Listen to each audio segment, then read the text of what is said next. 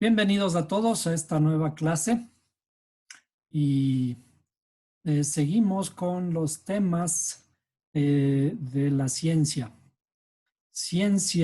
La ciencia de la Torá. En esta vez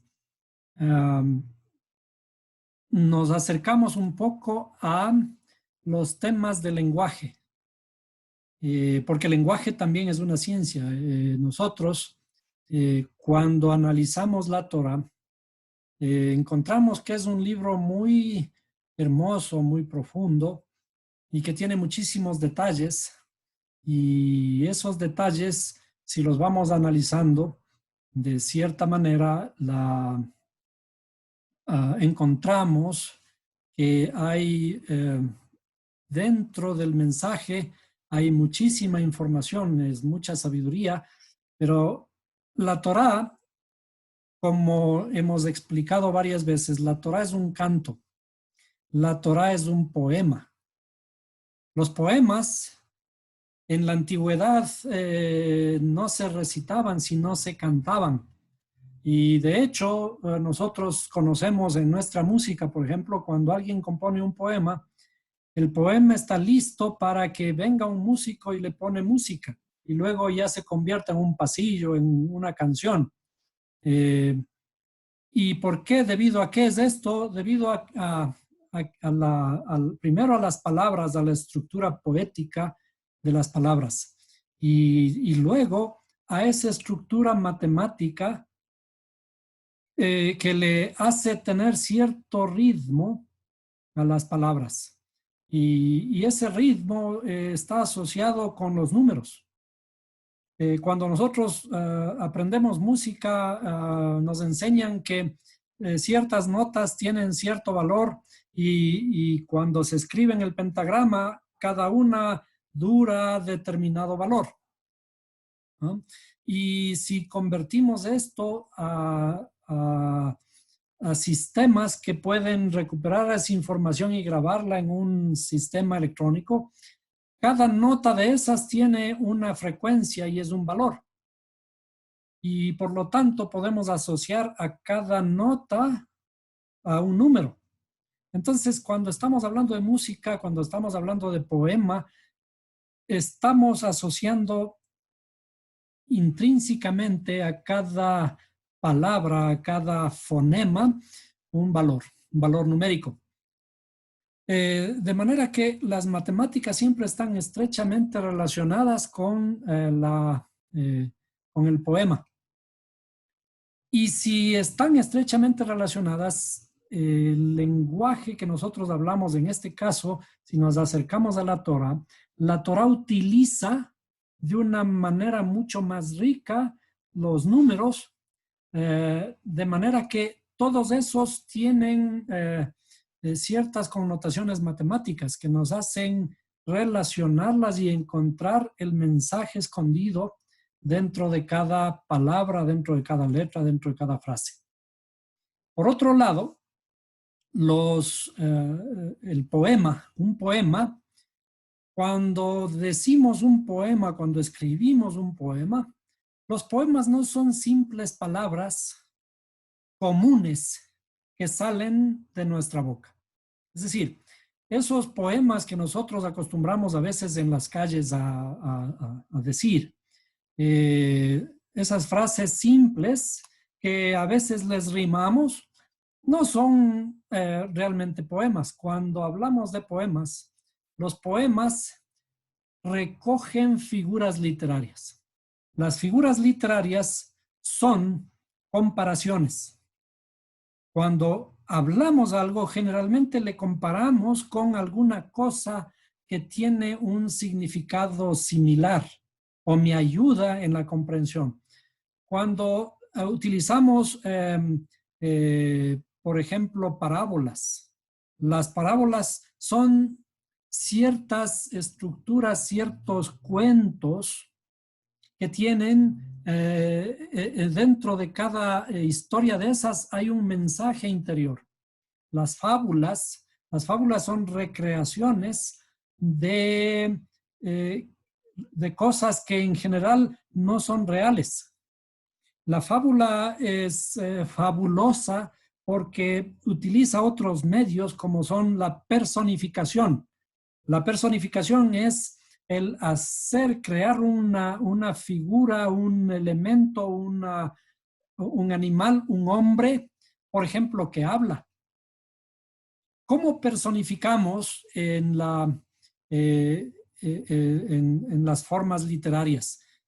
Y nosotros sabemos que una de las formas más utilizadas en la personificación están en los elementos a nuestro alrededor. Por ejemplo, ¿qué figura le damos a la madre patria? La madre patria es una mujer. Y cuando le dibujan, le hacen una estatua, por ejemplo, en el Parque de la Independencia, ¿no es cierto? Es una mujer que tiene una mano levantada con una antorcha, como también hay en Nueva York. Eh, a, ¿A qué le asociamos? A la justicia. La justicia es una personificación, también es una cualidad de la sociedad, de los seres humanos. Y sin embargo, a la justicia se le personifica en una mujer con los ojos vendados y que tiene de paso en su mano una balanza para pesar, porque la justicia tiene que revisar entre los dos argumentos y no tiene que mirar de dónde viene. Y no tiene que ser una justicia que esté desbalanceada, ¿cierto? Tiene que ser balanceada de acuerdo a todos los argumentos que nos presentan las partes. ¿Qué otras figuras hay? ¿Qué otros elementos? ¿Qué otras personificaciones?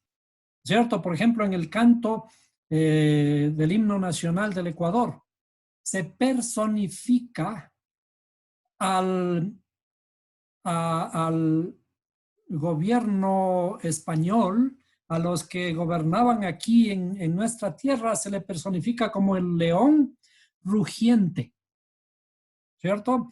Y a ese león rugiente tiene que venir el Pichincha y dice, gran Pichincha, prevén tú la muerte. Y le damos esa característica viviente a una montaña, a un volcán, que si bien puede despertarse, ¿cierto? Se despierta porque está dormido, se despierta para erupcionar, pero le damos esa característica de consciente para que nos ayude en este problema de echar atrás al famoso león rugiente, que es nuestro esclavizador.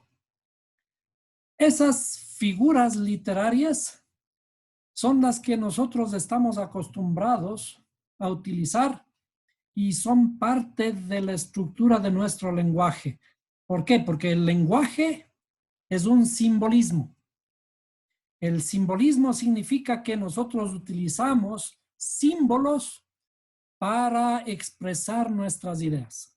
Entonces, cuando nosotros escribimos, por ejemplo, escribimos con ciertos símbolos y esos símbolos los hemos aprendido a leer y a hablar para poder expresar nuestras ideas. Pero aún inclusive los sonidos que nosotros formamos al hablar son símbolos de lo que está escondido en nuestra interioridad. Es decir, nosotros, los seres humanos, somos expertos en utilizar los símbolos. Pero como somos expertos en utilizar los símbolos, tenemos que estar conscientes de lo que estamos hablando. Cuando hablamos, tenemos que utilizar correctamente esa simbología. Y cuando hablamos, cuando recitamos un poema, al recitar esos poemas, el lenguaje que utilizamos es un lenguaje elevado. ¿Qué significa elevado? Porque utilizamos las mejores palabras, utilizamos las mejores expresiones, utilizamos las mejores simbologías. Como recuerdo, por ejemplo, me cuentan acerca de mi abuelo, que cuando él en las fiestas le gustaba hacer gala de su expresividad, de su forma de hablar. Y una de las frases de él que utilizaba, porque desde Tixán se veía de una forma hermosa la caída del sol y se podía observar la costa de ciertos lugares. Y entonces él expresaba con palabras rebuscadas, si se quieren, hablando acerca de esa imagen hermosa llamada lontananza. Y son términos poéticos, son términos elevados que no se utilizan comúnmente. Los poemas, por tanto, son o recogen lo mejor del lenguaje. La Torá y todos los libros que se encuentran en la Biblia de principio a fin son libros divinos. Y los libros divinos expresan con las mejores palabras, con las mejores figuras literarias, personifican lo que ocurre en nuestra interioridad. Lo que el Creador quiere, el mensaje del Creador, el final de todo es la redención del hombre. Porque el Creador no quiere que nadie se pierda. El Creador quiere que nadie se pierda, sino que todos procedan al arrepentimiento. Entonces, si ese es el objetivo, es lo que nosotros tenemos que hacer. Entonces, si eso tenemos que elevar nuestro pensamiento para poder también recolectar esa información que está escrita en un libro divino.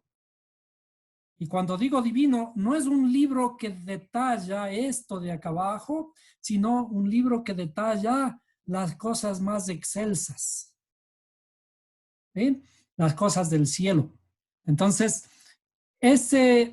bajo ese concepto, cuando nos acercamos a la Torá, tenemos que empezar a integrar, a decodificar todas esas ideas e integrarlas a nuestro pensamiento, pensando que todo lo que está escrito allí en la Torá, en la Biblia, es un reflejo de mi interioridad. Por eso, cuando nos acercamos a ciertos textos de la Biblia, tenemos que acercarnos con esos ojos. No pensando que el Creador escribió algo así de simple para que yo lo haga. No pensando que el tesoro que el Creador me manda a buscar está escrito de una forma muy simple para ir a encontrarlo en un par de minutos. Porque los tesoros no se esconden no están en la superficie, ¿no? Perdón, sino más bien se esconden en la profundidad de la tierra y hay que escarbarlos. Los tesoros, cuando están escondidos, son perseguidos.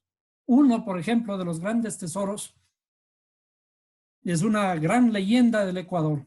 El tesoro que escondió Rumiñahui. Está tan escondido en los Yanganates que nadie lo encuentra. Y hay gente que se dedica a buscar y a buscar y a buscar. Pero eso está escondido en un lugar difícil. ¿Y quiénes son los que se atreven a buscar ese tesoro? Los más intrépidos. Y ese es el tipo de visión que nosotros tenemos que tener para buscar los tesoros escondidos en la Escritura. Y enlazamos ahora con este mensaje que dimos en una clase pasada, que tenemos que crear tesoros en los cielos. ¿Qué significa eso entonces? Que tenemos que extraer el tesoro de la tierra y generalmente los tesoros que están escondidos en la tierra, por ejemplo, encontramos el oro, encontramos el diamante. Cuando encontramos esos tesoros hay que pulirlos. Luego, esos tesoros hay que refinarlos. ¿no? Esos tesoros que están escondidos en la tierra, los sacamos, los extraemos con gran esfuerzo y luego los refinamos y cuando ya están refinados, entonces podemos elevarlos. Por ejemplo, les creamos en un anillo, en una corona con perlas y ese tipo de cosas. Entonces, eso es la forma que tenemos que crear los tesoros en el reino de los cielos. Los tesoros en los reinos de los cielos vimos en la clase pasada, por ejemplo, que son piedras preciosas. Y esas piedras preciosas corresponden a cada uno de los atributos del alma, porque son 10. Entonces, vamos a analizar bajo esta perspectiva, bajo una perspectiva de poética. Es decir, vamos a analizar como cuando nos mandaban tarea en el colegio, analicemos un poema. Y el poema teníamos que contar cuántas sílabas tiene determinada línea, ¿no es cierto? ¿Cuántas sílabas y cuánto, cómo se iban repitiendo las rimas, ¿no es cierto? Y cuántos versos tiene cada párrafo del poema. Entonces, nos vamos a meter de alguna forma a analizar la estructura de un par de versos de la Biblia para encontrar relaciones que no podríamos encontrarlas de una forma así simple. Por ejemplo, la primera pregunta es, vamos a encontrar toros en los cantos. ¿Qué relación tienen los toros con los cantos? ¿Y por qué los toros? ¿Y qué tienen que ver los sacrificios que se hacían con toros en el altar? Y todo esto relacionado con el canto. Si no conocemos la estructura de los versos hebreos, la estructura del lenguaje, no vamos a tener ni una sola pista de por qué y qué relación tiene. Y ahora que estamos por entrar en esta noche al mes de hebreo llamado, el segundo mes llamado en hebreo Iyar. El segundo mes, ¿por qué? Porque el mes anterior era el primer mes, el mes de Nisan, el mes de la redención, el mes de la salida de Egipto. Y el segundo mes, en el que aparentemente no hay fiestas, este mes se le conoce desde el punto de vista de la astrología. En la astrología es el mes de Tauro y está relacionado, por tanto, con el toro. ¿Qué tiene que ver el toro, ¿sí? En este segundo mes con nuestra redención y además con el canto? Entonces, para eso vamos a tomar un verso en la escritura en Éxodo 15:1. Y esto se le conoce como el Cántico de Moisés. Éxodo 15:1. Bien, en Éxodo 15:1 dice, entonces Moisés y los hijos de Israel cantaron este cántico al Señor y dijeron, canto al Señor porque ha triunfado gloriosamente. Al caballo y a su jinete ha arrojado al mar. Mi fortaleza y mi canción es del Señor y ha sido para mí salvación. Este es mi Dios y le glorificaré, el Dios de mi Padre, y le ensalzaré. Este cántico aparece justamente después de que el pueblo de Israel sale de Egipto y se enfrenta al Mar Rojo, que en realidad es el Mar de los Juncos.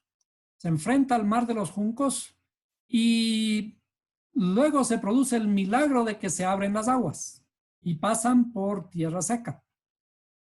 Y al llegar al otro lado, viene el faraón atrás persiguiéndoles, pero se cierra nuevamente el mar y muere el faraón con todos sus soldados. Ahí dice que sus caballos inclusive murieron allí en el mar ahogados.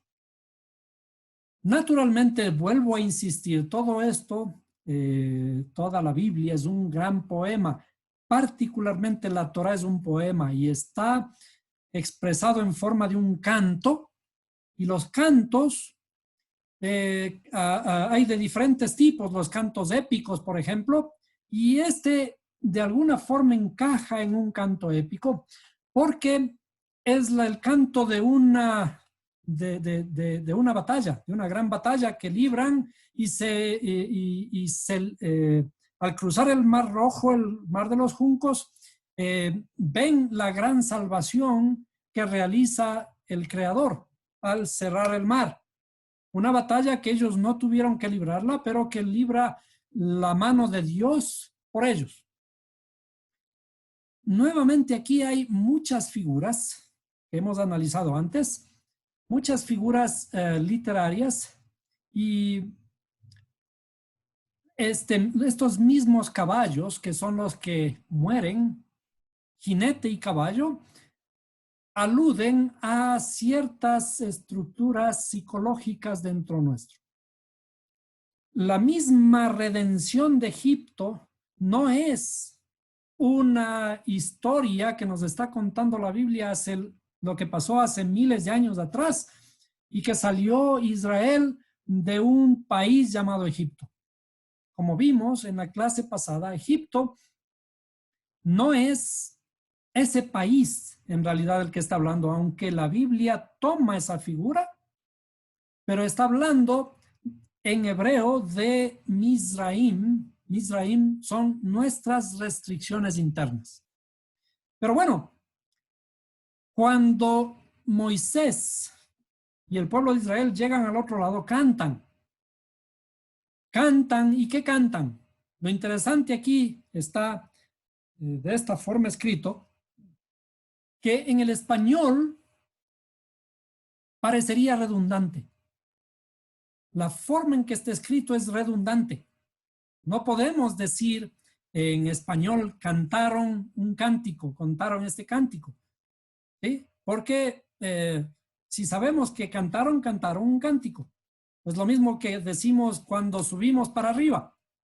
Es una redundancia, ¿no es cierto? Generalmente este tipo de redundancias deben ser evitadas de una forma elegante en el español. Pero sin embargo, en el hebreo es todo lo contrario. En el hebreo, la redundancia es muy común. La repetición es muy común. Ustedes escuchan, por ejemplo, decir acerca de Yeshua, cuando él enseñaba y dice, de cierto te digo. ¿No es cierto? Hay una repetición. Entonces, en la misma forma aquí, dice, entonces Moisés y los hijos de Israel cantaron este cántico al Señor. Y ahora vamos a revisar. Cuando dice, cantaron este cántico al Señor y dijeron, canto al Señor, hay 3 cantos. Aquí dice, cantaron este cántico al Señor y dijeron, canto. ¿Eh? ¿Qué hemos dicho de todo lo que hemos aprendido? Cuando hay 3, ¿qué ocurre? Cuando hay 3, está firme, ¿no es cierto? Cuando hay 3, está firme. Ahora, si analizamos este verso desde la perspectiva hebrea, vamos a irnos a la perspectiva hebrea, al verso en hebreo, que es el verso que les había pasado, ¿cierto? El verso que les había pasado. Esta es las letras hebreas, tal como aparecen en el texto. Es decir, si vamos, voy a repetir la escritura en la versión que tengo en la computadora, ¿no es cierto? Si le ponemos la versión en hebreo es como la tenemos en la pantalla, ¿no es cierto? Entonces yo tomo estas letras de aquí, ¿ya? Y les paso al documento para hacerlas un poquito más grandes. Dijimos, vamos a analizar el verso desde la perspectiva de la estructura poética y de la estructura matemática, porque las matemáticas y los poemas estaban, en ese tipo de poemas estaban estrechamente ligados. Por eso es que se acostumbraban en la antigüedad a los sonetos, de todo tipo de poemas que tengan métrica. Ahora hay un tipo de poema libre que ya no tiene métrica, ¿no? Son versos libres, pero más se fundamentan en las figuras literarias, en la estructura del lenguaje. Ahora, si analizamos la Torá desde esta perspectiva poética y analizamos las matemáticas y analizamos las letras del lenguaje, entonces vamos a encontrar, por ahora, cuando encontramos Shir, aquí vemos estas tres letras, una que está en rojo y dos que están en azul, ¿cierto? Estas corresponden a canto o cantar, Shir. ¿Sí? Shir aparece tres veces, como dijimos, el canto, que cantó, dice que cantaron y Moshe cantó. Entonces, aquí la primera ocurrencia de Shir, ¿sí? Y luego, si vamos más hacia la izquierda, porque recuerden que el hebreo se lee de derecha a izquierda, es al revés. Al final del primer renglón encontramos otro Shir, y en este caso está puesto ahora entre verde, azul y amarillo, medio café. Los colores, ¿por qué los puse? Ya vamos a descubrirlos, ¿no? Y el tercer Shir, que está en el segundo renglón, abajo, que inicia con una letra amarilla y tiene dos letras azules. Entonces aquí está el canto que cantó Moshe. Es Yashir Moshe. Y luego al final está un Et Hashirah. Hashirah. Si le pueden ver aquí debajito del 11. Debajito del 11 está una Hei y otra Hei al final. Entonces aquí dice Hashirah. Hashirah. Ahora, en la última línea abajo tenemos otro shir cuando normalmente en las palabras hebreas cambiamos la estructura del verbo, ¿no? La estructura de las palabras vamos aglutinando. En este caso está Ashira. Ashira, que cantaron, ¿no? Entonces, hay tres shir, tres cantos. Y cuando hay tres, hay algo. Siempre que encontramos tres, es para saber que está firme. Y segundo, siempre como en cualquier tesoro, en la pista está en la repetición. Hay tres Shirah. Bueno, ¿y qué más podemos encontrar? Ahora, para saber esto un poco, les voy a escribir aquí. Voy a copiar, digamos,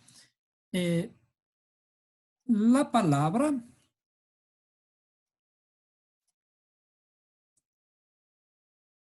Vamos a escribir la palabra shir. ¿Sí? Es así como se escribe shir. Shir. ¿Sí? Shir, que es, habíamos dicho que es un canto. ¿Sí? Shir, que es un canto. Pero ahora hay algo curioso aquí. Esta misma palabra, si escribimos, yo voy a escribir shir nuevamente. A ver, lo vamos a agrandar. Shir, que es un canto. ¿Ah? ¿Qué ocurre si al canto le agrandamos la letra yud? ¿Qué ocurre si al canto, déjenme escribir un poquito, ahí, le agrandamos la letra yud? ¿Ven? ¿En qué se transforma? ¿Ven? Se transforma este canto, voy a escribir acá, canto shir, ¿sí? Se transforma en un shor, es toro. Ahora le pueden encontrar de alguna forma la relación. Si a este shir, ¿sí?, a la yud de aquí, le vamos a poner de un color, ¿cierto? Que sea un poco más. Si a esta shir le agrandamos, ¿sí? Si a esta shir, que es un canto, le agrandamos, se convierte en una shor, una baf, ¿no es cierto? ¿Qué significado tiene la yud? La yud habíamos dicho que es la sabiduría. La sabiduría está flotando. La idea, cuando tenemos una idea, esa idea está flotando, no tiene todavía pies ni cabeza. Lo que llamamos, en las clases pasadas le habíamos dicho, es el principio padre. El principio padre es cuando todavía no aterrizamos. Por eso es que generalmente los hombres asociados al principio padre, eh, pensamos y pensamos ideas que a veces no tienen pies ni cabeza, ¿no es cierto?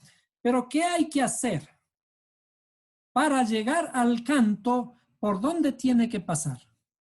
Para llegar al canto, es decir, si estamos veamos, pensemos mentalmente, estamos en la yud, que es el principio padre, en la derecha. ¿Qué está al frente? Está el principio madre.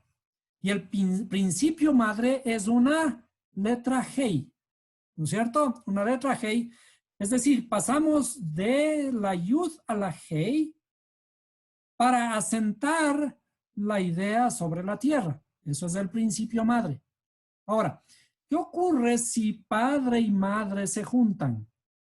Si padre y madre se juntan, si la yud se junta con la hei, ¿producen qué?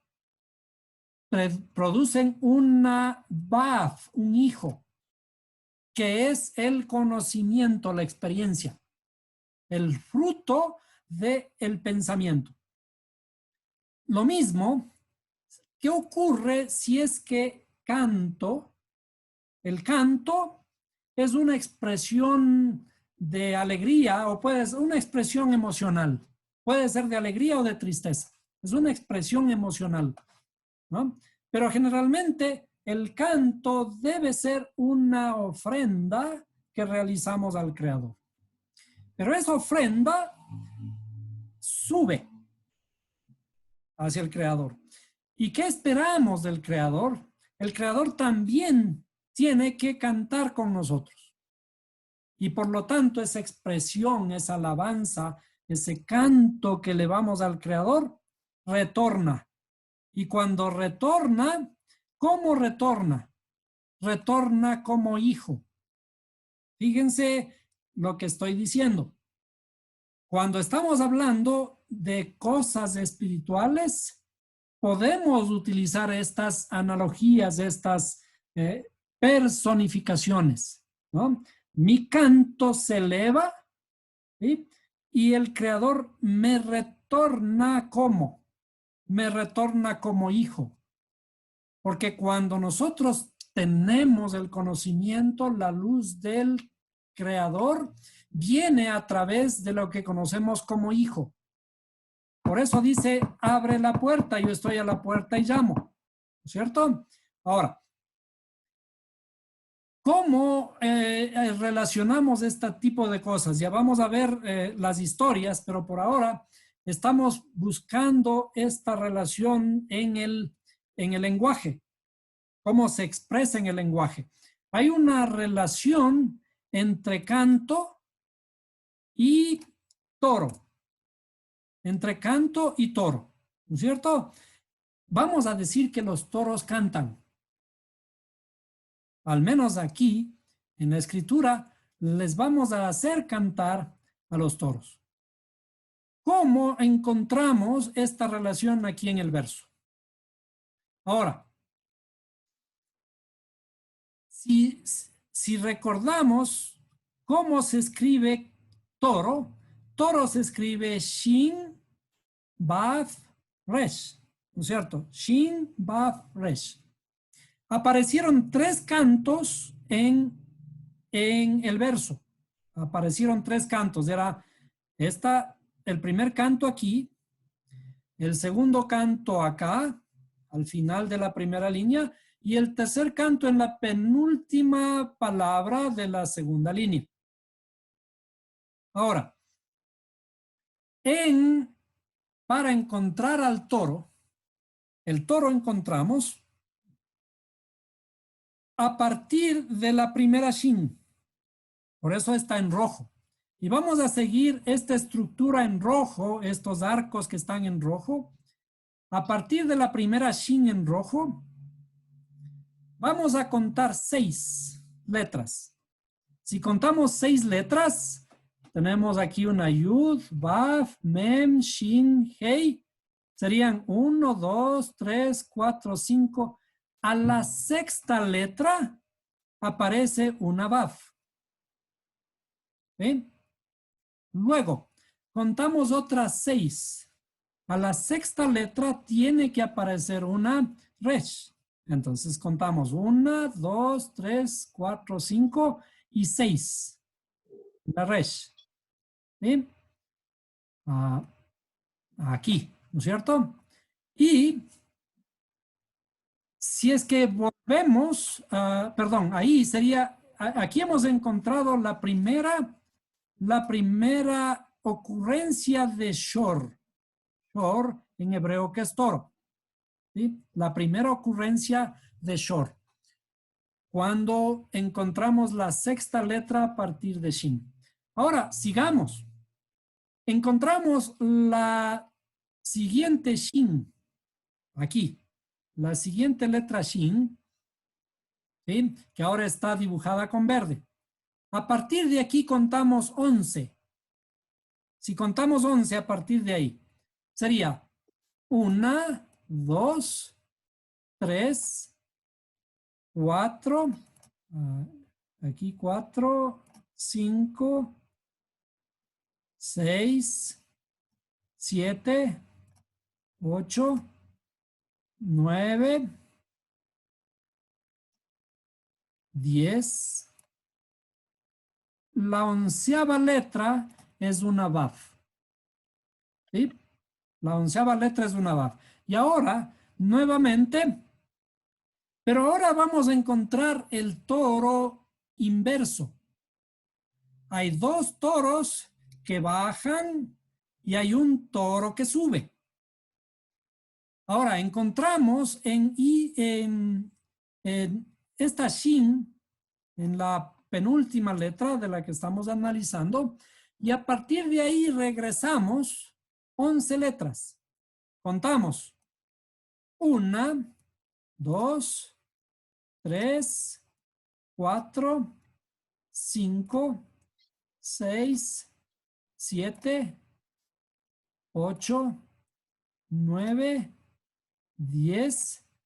La 11ª letra es una Baf, ¿sí? Y debería, a partir de allí, la 11ª letra también debería aparecer la otra letra que nos falta. Entonces sería Hey, 1, 2, 3, 4, 5, 6, 7, 8, 9, 10 y 11. Es decir, encontramos 2 toros en una dirección y ahora un toro en otra dirección. 2 toros que bajan y hay un toro que sube. Los 2 toros que bajan cantan y el toro que sube está realizando un canto introspectivo. Está regresando, está metiéndose nuevamente en nuestra interioridad. ¿Por qué el canto y el toro están relacionados? Porque en este verso aparecen 3 cantos y aparecen 3 toros, ¿no? Eso es lo que un poquito vamos a analizar en este verso, ¿no? En este verso vamos a analizar un poquito.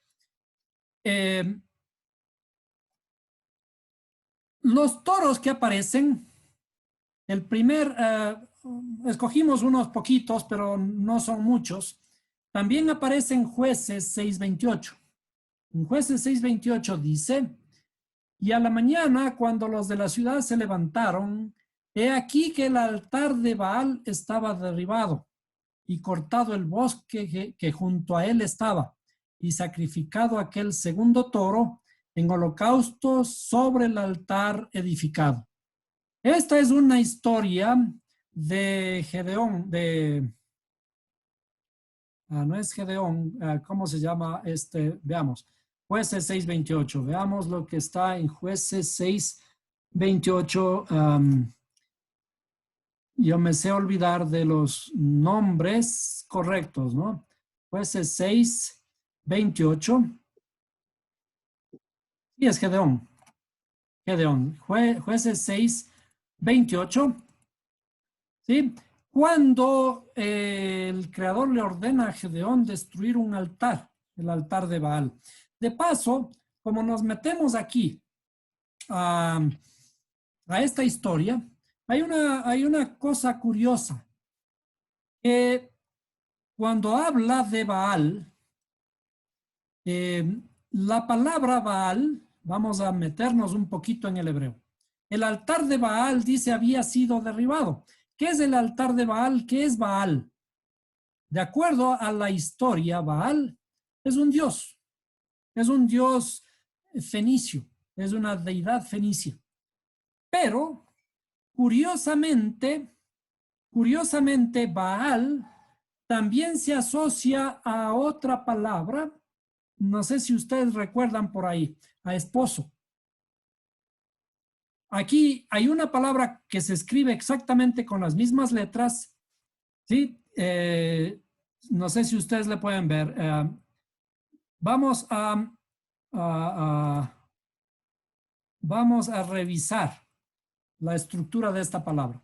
Baal se escribe con Bet, Ain, Lamet, ¿no es cierto?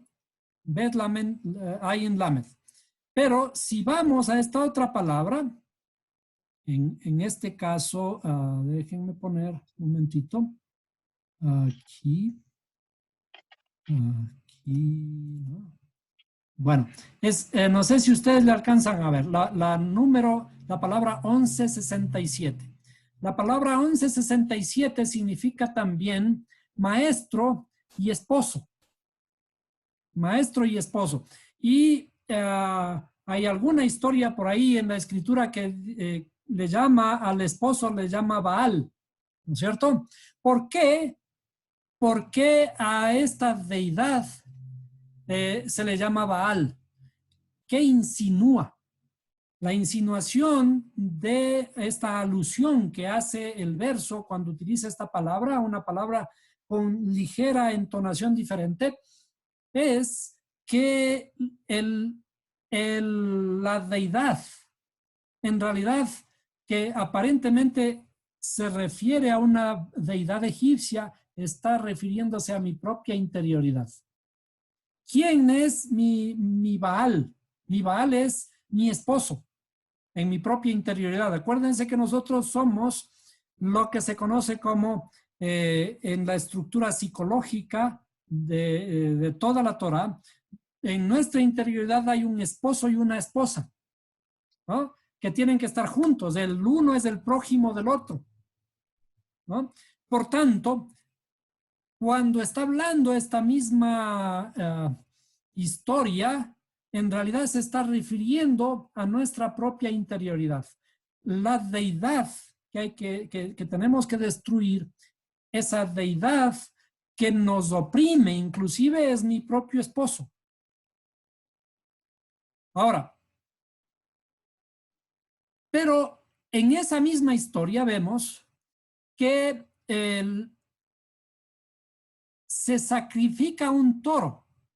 Se sacrifica un toro en holocausto, ¿no? Sobre el altar edificado, dice, ¿no? Entonces, en esta historia vemos o comprobamos de que los sacrificios que se realizaban en los templos, o también en este caso lo que hizo Gedeón, es ofrecer en sacrificio un toro. Ahora, ¿es el creador es chileno, es argentino? Como dijimos alguna vez, es argentino porque le gustan los asados. Le gusta la carne de toro, la carne de novillo, ofrecido en un altar, es decir, hecho un barbecue. No se trata de eso. O sea, cuando está hablando aquí de que hizo un sacrificio de un toro, en realidad está relacionado a lo que estamos estudiando ahora, que es el toro. El toro, veamos nuevamente lo que estábamos escribiendo. El toro es el canto, ahora es el canto de retorno. El canto de retorno que ya viene retornando de parte del Creador. Yo ofrezco un canto, yo ofrezco un sacrificio y el Creador lo purifica y me purifica para mi bien. Bueno, sigamos un poquito sobre esta historia. En Ezequiel 1:28 hay otra figura de toro.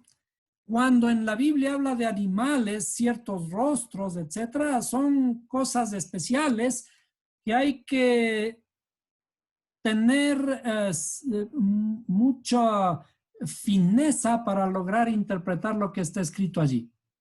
En Ezequiel 1:28 dice: cual parece el arco del cielo que está en las nubes el día que llueve, así será el parecer del resplandor alrededor.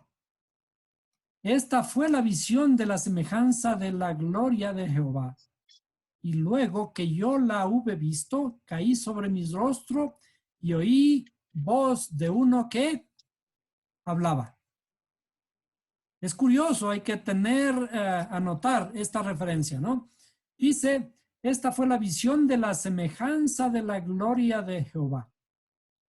Desde luego que no está hablando de una visión que vio un rostro, ni la gloria, ni cosa parecida. Aquí está hablando de una descripción de las cosas espirituales respecto de del resplandor del Creador, pero en términos espirituales. Y dice, y luego que yo la hube visto, caí sobre mi rostro y oí voz de uno que hablaba.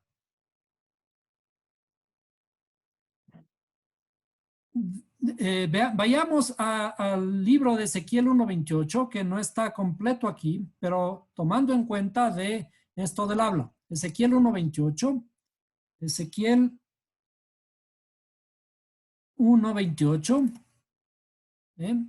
Y vamos a ver cuál era esa semejanza. ¿De qué está hablando? Es una cosa muy interesante aquí. ¿Eh?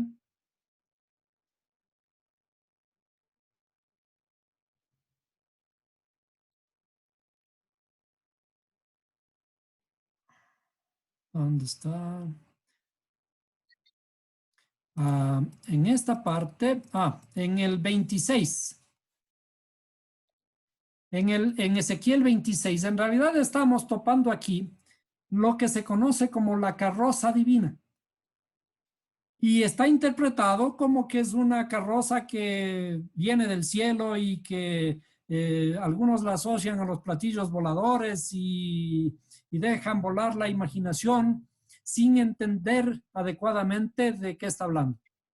Y entonces dice, y sobre el firmamento que estaba por encima de sus cabezas, había algo semejante a un trono, de aspecto como de piedra, de zafiro. Y en lo que se asemejaba a un trono sobre él, en lo más alto, había una figura con apariencia de hombre. Pero aún así me falta algo respecto del toro. ¿Dónde está? Aquí hay una semejanza de un toro que parece que por ahora lo había dejado a un lado. A ver, ¿dónde? Déjenme poner. Voy a hacer una búsqueda rapidito.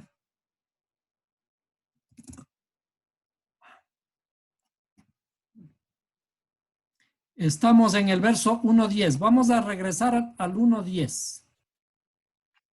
¿Sí?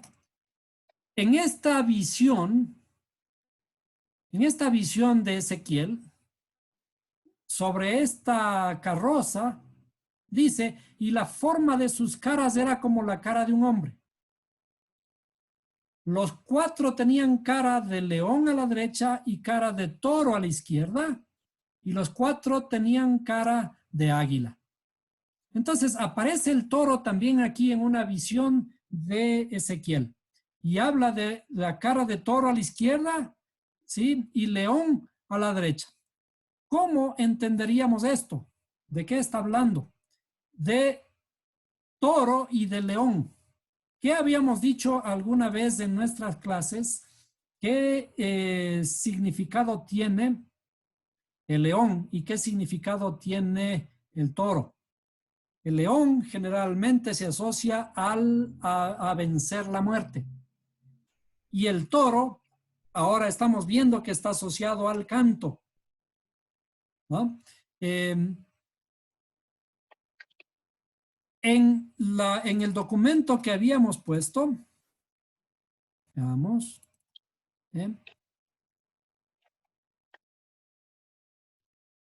aquí, como estamos viendo, el canto asocia esta yud con la vav. Entonces, ahora regresamos a nuestra estructura del árbol de la vida. Déjenme ver si lo tengo a la mano.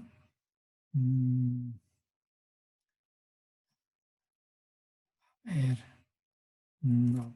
Perdónenme un momentito que necesito buscar un documento. A ver.